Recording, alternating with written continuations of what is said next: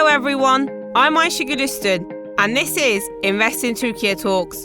So what are we going to do throughout these series?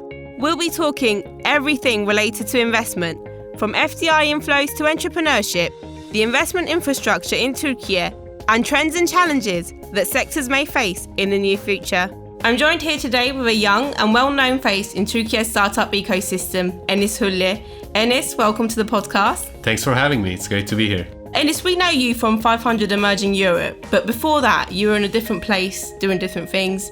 As far as I know, you were studying civil engineering. Unfortunately so, yeah. At Canada, at McGill University, and living in Canada, actually. So what drew you to the startup ecosystem, and especially coming back to Turkey?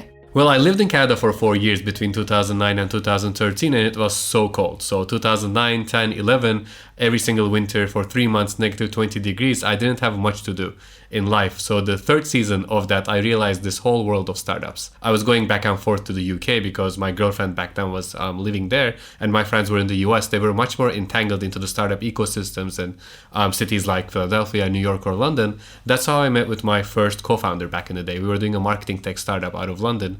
We raised a very small pre-seed round. That company didn't do well. So after a year and a half, we closed it up. We were never able to raise a proper seed round, but that was my leeway into the startup ecosystem, at least to realize that there's this whole world there about 15 years ago. Then when I moved back to Turkey, that's why I joined Rocket Internet. And Rocket is this German company who's launching its Turkey operations, doing horizontal and vertical e-commerce in this country. I was with the company for 6 months. They also ended up not doing that well. So that was kind of my second trial in the startup ecosystem, this time as an employee. Then I gave up for a bit. For 3 to 4 years, I was doing heating, ventilation, air conditioning to make some money. And then I started angel investing after I made some. I started writing 5 to 10K checks between 2015 and 16, and then eventually became a venture capitalist. Well, you say that they failed or they didn't do well, but I guess they taught you what you needed to know about the ecosystem that you wanted to enter. Is that a correct thing to say? Yeah, that's a good way to put it. I think my first experience just showed me that I lacked everything. I wasn't cut out for the job. The second one was more like, it's not me because I'm no one. I'm just a new grad entering a company, but the organization didn't have enough to make it big in Turkey. And e-commerce was booming in Turkey back then. It did boom again. It came in cycles, and we're now seeing these unicorns and decacorns from the country. I don't think Rocket was too early or too late. They just didn't persevere enough. Okay, and tell us about 500 Emerging Europe, because you were first established as 500 Istanbul in 2016,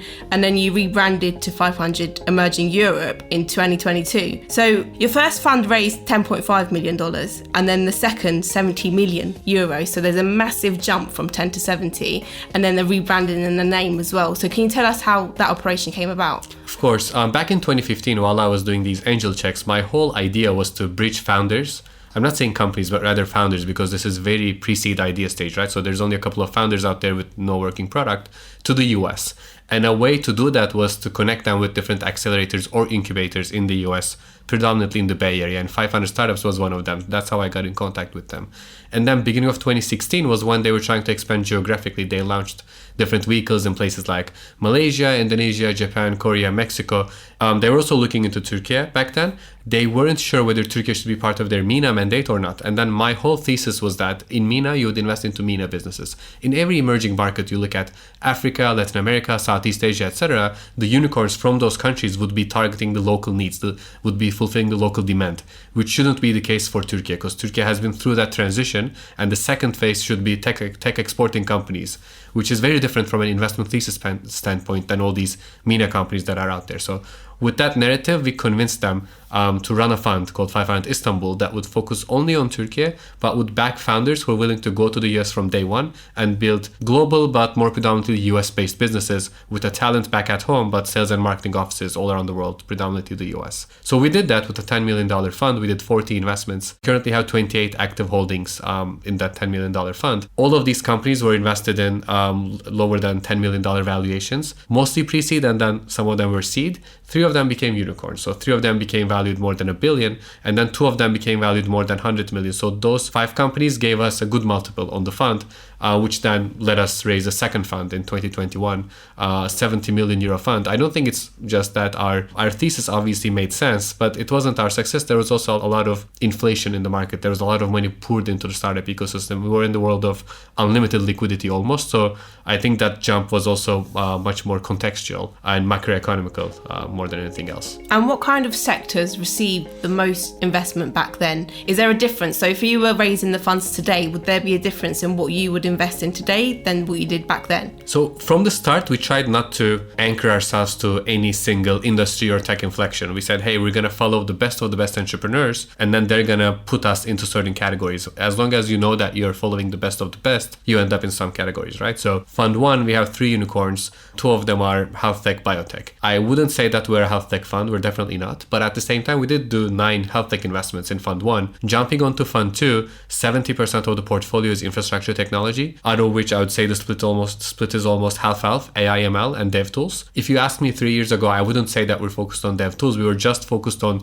best founders out there, and they ended up being focused on dev tools, which then put us into these categories. For Fund 3, I don't know. If we were to, because obviously investors are asking that, so we do these assumptions of different tech inflections, adoption inflections, industries that are going to get digitized, etc. You have all these theses, but I think I'm more convicted on trying to find the good people who would put me in the right tailwinds, as opposed to me trying to identify the tailwinds and try to find the best people out there to do that. That brings me on to my next question, because although obviously macroeconomic policies affect the amount raised in the funds, it's also a matter of fact in trusting the people that run that fund, right? So if your first round is successful, people are more trusting towards your second. You say that you chase the people rather than the sectors, but how do you go about doing that? How do you decide? When do you know that this person will be a success? I think what you said really resonated with me for founders as well, but also for GPs and fund managers.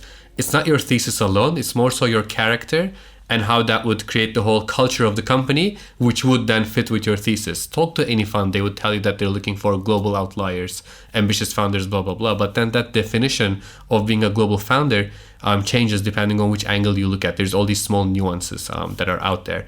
For us, I think the fact that we were I was 25 when we raised Fund 1. I was 29 when we did Fund 2.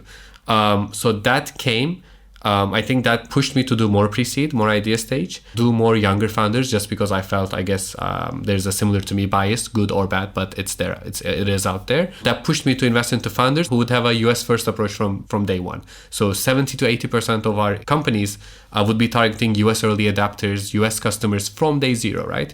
A fund can tell you that they want to invest into global businesses, and their thesis might be to for a business to grow in Turkey, for example, until Series A and then expand.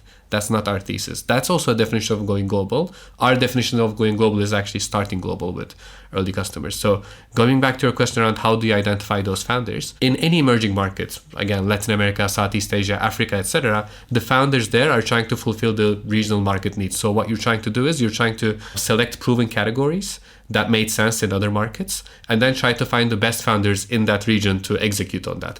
What we're doing is different. We're trying to find markets that are not here right now because we're trying to build a business that's going to compete globally. And then we're going to find the founders who are based in the region, but who are the best globally. So it's not like we're trying to find the best in the region. No, we're trying to find the best in the globally, best founders globally, who are, for some whatever reason they have, are based in the Baltics, Eastern Europe, or Turkey.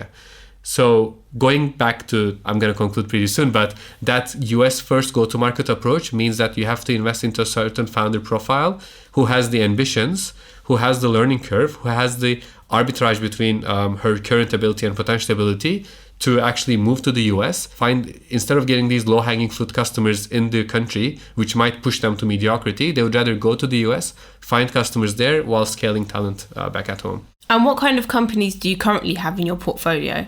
70% is infrastructure technology, and the split is half-half. Half is AI ML, half is dev tools. The other 30% is all around the place. We have 4 gaming companies, given Turkey's obvious advantages in gaming, and we can touch base on that. We have 3 fintech companies, 1 health tech, 1 prop tech, construction tech, etc. So it's very diverse, but at the same time, this fund has been very, very developer-centric. And does working with so many diverse sectors affect the way that you manage the fund? Because obviously, if you were, for example, if you're only focused on AI or, new technologies, that's very different. But if you have a mix, a very diverse range of portfolio, is that something hard to navigate? I think, theoretically speaking, I think pre-seed is an access game. If everyone had access to the same deals, it would have become a picking game, but it's not. So people have these access asymmetries or information asymmetries. If me and you, we were to look at 100 companies and choose the best, you might beat me, but the problem is which 100 are you going to look at, which 100 am I going to look at? So from an access perspective, I think the reason why a lot of the funds build theses and only focus on those is not because the other theses doesn't make sense, but it's more so because they want to focus on one thing so that they would maximize their access in that industry or vertical. But given how mature the Western ecosystems are, especially the UK and the US, a lot of the funds matured in a way where they would only focus on 1, 2, or 3 verticals, and that's it, because they want to build an access advantage in those. Given that our ecosystem in Turkey, but also in the region, is less matured, has less liquidity, we felt like we have good enough access to cover everything. But if I think given the chance, I think every single fund would rather cover every single industry rather than just to pick one, if it doesn't create access disadvantages. And talking about your portfolio, you were the moderator of the investment office's Slash event last year, the side event that was held with, showcasing Turkey's most founded female-led unicorns in Europe, which is, an amazing success for the country. And you were the moderator of that, and we're aware that your portfolio is 30% or over 30% of your portfolio are women-led companies. So is that something that you look out for? Is it a specific target that you have that we want to be more diverse and inclusive, or is it just by chance? I might be politically incorrect here, but I don't care. I'll just be politically incorrect. We started the first fund together with my ex-partner, Rina. So we always had that mindset where we felt like women founders have a bigger chance of building outlier successes, and that's there statistically, both in the US but also in Turkey, as you correctly pointed out. I'm making numbers up right now, but ballpark, in the US, I think women founders get about 2% of the total venture capital allocation, but they create 15 to 20% of the unicorns. That's your arbitrage, right? I don't think the reason is women are better founders. Of course, you can say that. I think the reason is a lot of the bad founders, a lot of the bad male founders get enough courage from the society to sell themselves better, hence be able to raise funding. Whereas I think if a woman founder has been above that bar, being able to raise seed or Series A funding, their chance of success grows exponentially. And we always try to put these assumptions. 95% of our investments are founders based. Only a founder can get us from 0 to 1, and everything else, whether it's competition, tech differentiation, sustainable moat, whatever, can only get us back from 1 to 0. From that lens, 95% of the weight is on the founder.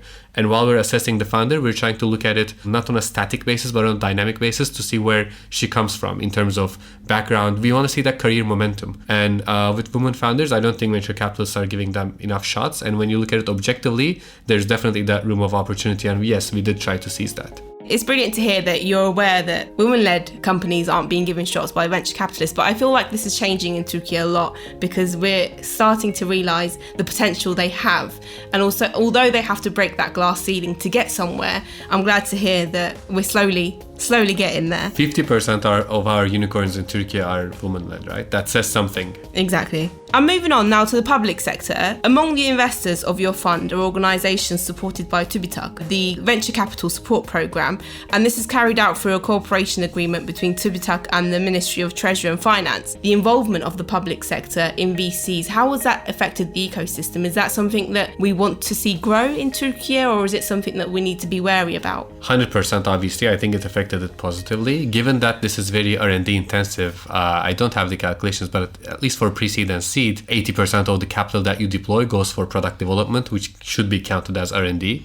And then these have very ambiguous and chaotic feedback cycles, right? You don't know if a company is going to be successful for the next 5 to 15 years, which makes it tougher for the private sector to actually pour money into it, which is why obviously you need subsidies and incentives, either investing directly, which is the examples that you gave, or indirect incentives for people to invest more into equities. And equities market in general, everyone is lagging behind the US. US is how equity financing functions throughout the value chain, also across different asset classes. And then we're all trying to mimic and follow to be able to get access to that liquidity and turn these assets that we have to become more liquid for the benefit of the overall economy, right? So I think it definitely boosts. And just to give you an example of the multiplier effect that's out there. So while we were raising fund 2, yes, we did get the support of TÜBİTAK, but I think the support of TÜBİTAK, and correct me if I'm wrong, I'm making the numbers up here, but ballpark figures. The support that we got from TÜBİTAK was about 200K, not more than that, $200,000. It's very indirect to one of our investors, and I don't want to get into details, but that was only $200,000, which was the reason why the Turkish Treasury of the Ministry of Treasury and Finance decided to invest into our fund 5 million euros. And that 5 million euro boost gave leeway to the 70 million euro fund that covers the region, that has more than 100 investors right now. We have 116 LPs in the fund. Out of these 116 LPs, 5 of them are banks, there are 15 corporates, there are 3 international DFIs, there are 3 other international investors that are non-DFIs, and then 60 individuals, out of which probably 20 of them or so are entrepreneurs themselves. So there's a huge multiplier effect. I don't even want to go into the multiplier effect that happens afterwards, but I'll just go in a little. Fund 1, $10 million, 28 active portfolio companies. Currently, there's about 2,500 people working in those 28 companies. The portfolio raised about $2 billion. Fund 2, we just started 3 years ago. Yes, the fund is 70 million. We've deployed about 30 million so far, but the portfolio in total raised more than 150 million over the past 3 years. So when you put in context all these multiplier effect that it has, it definitely makes sense. And is the way the public sector, so the ministry or TÜBİTAK, for example, the way that they make their investments or the way they expect their returns, is it different from a private investor? Just for people that might not know, is there a difference in what they expect as their returns? I think inherently, while they're structuring programs, yes, they do look at it from different lenses, and rightfully so. Even if you're doing an infrastructure investment, I mean, let alone VC, let's say you're building roads or bridges, right? The way you're going to calculate the financial incentives as a government would include looking at how many man hours are you going to save in the population, would look at how much carbon emissions are you going to save, would look at how much energy budget deficit there was in the country, and there is that case in Turkey. So you have to have this multi-faceted, multi-perspective approach while allocating money, but then while doing the allocation, it becomes financial. So I think the way you're structuring it should not only look at it financially, but from all these different edges. But then while you're actually choosing which funds to invest into, you have to make it financially lucrative so that it becomes sustainable, because otherwise it's not. And before we finish up, Enis, I always ask guests that come onto the podcast about the current situation that Turkey is in. And obviously you're very well known in the ecosystem and you know a lot of people that work in this field. What would you say, how would you describe the current startup ecosystem in Turkey? Is there potential that we still need to garner? What's it like? Are the incentives given by the government enough, or what needs to be done to make it a bigger, a more ecosystem that's close to the US? I think some startups become the early success stories. Let's call them the Renaissance entrepreneurs. They paved the way, and then a lot of people just followed them. First, we saw that in local success stories. The moment there was companies like Trendyol or Yemek Sepeti happening in the local ecosystem, it gave leeway to more funds to be established to invest into them, more people to become founders, more talent to actually, instead of working at the local bank, they'd rather work for a local e-commerce company, etc. So the moment someone paves the way, a lot of people want to walk through it.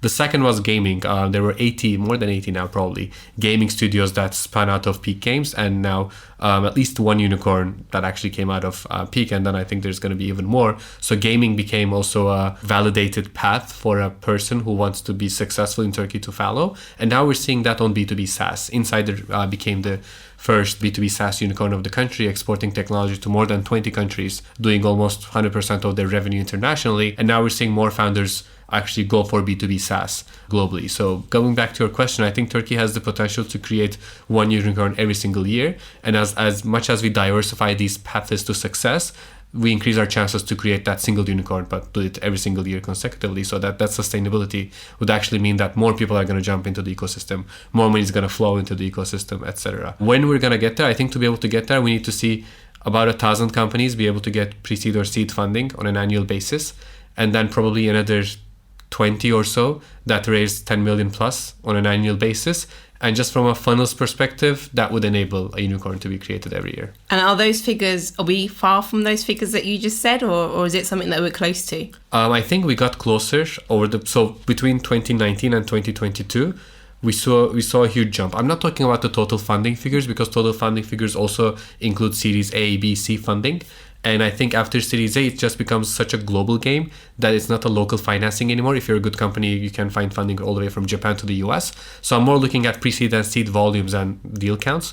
We still did see a big jump between 2019 and 2022, but then it kind of stagnated. But I think we're going to see another jump over the next 2 to 3 years, and then we'll be there. And we talk a lot about how Turkey is growing and the ecosystem. Like you said, trying to produce, if we were to produce a unicorn annually, that's something that showcases the ecosystem. And the Investment Office's FDI strategy was published in July. And one of the aims in that strategy is to increase Turkey's FDI percentage, global percentage, to 1.5%. We're currently at about 0.9, and that's the aim until 2028. And obviously you work with a lot of international investors. So what do you think, not only the Investment Office, but what do you think we need to do as a country to be able to allocate more FDI into the country in the foreseeable future? I think if you look at the total FDI allocation that Turkey gets, probably venture capital and startups are have very minimal effect into that. So I'm not sure how much we can actually influence that total figure, but I'm just honing in into what we can do within venture capital or startups. I think it's a numbers game, because I know that there are enough talented people who are looking to become founders. They just have a problem accessing that initial amount of capital that they lack. And if they actually be able to do that, they would have enough courage to become founders, and then there's this whole flywheel. So I think it becomes a numbers game where you need that 1,000 investments to be made locally. And then going back to the public boosting the startup ecosystem and actually channeling more money into that, I really believe that pre-seed seed funds and pre-seed seed startups should benefit from it, and then we should enable this to become a global financing value chain, Series A onwards. It shouldn't be the country's problem to find Series A, B, or C funding for these companies, because if they're good enough, they would find it anyways. And then from an FDI perspective, Turkey has been very lucrative for all of the different DFIs that are out there. If you look at, these are all public figures, right? You can check how Turkey time and time again was able to build profitable returns for every single DFI that wanted to do investments, and these are very long horizon investments. So is venture capital and startups. And I think looking at it from a long enough timeline horizon, every single DFI has the hunger and thirst to do more investments into Turkey. If they don't do it, it's more so because they are very political organizations. It's not a financial decision, unfortunately. It becomes a political decision, which then hinders or conflicts with their financial incentives, and then they get influenced in that way. Well, Enis, that's all I have for you today. Thank you very much for joining us. Well, thanks for having me. This was good. In today's episode of Enis Hulli, we spoke about 500 Emerging Europe and the way in which they managed to increase their funds from $10.5 million in 2016 to $70 million in 2022. Enis tells us the kind of founders that they look for and what the Turkish startup ecosystem can do to reach its full potential. You can find our podcast on all streaming platforms, and for more updates and information, follow Invest in Turkey on social media. Stay tuned for more episodes where we'll be talking more about investment in Turkey.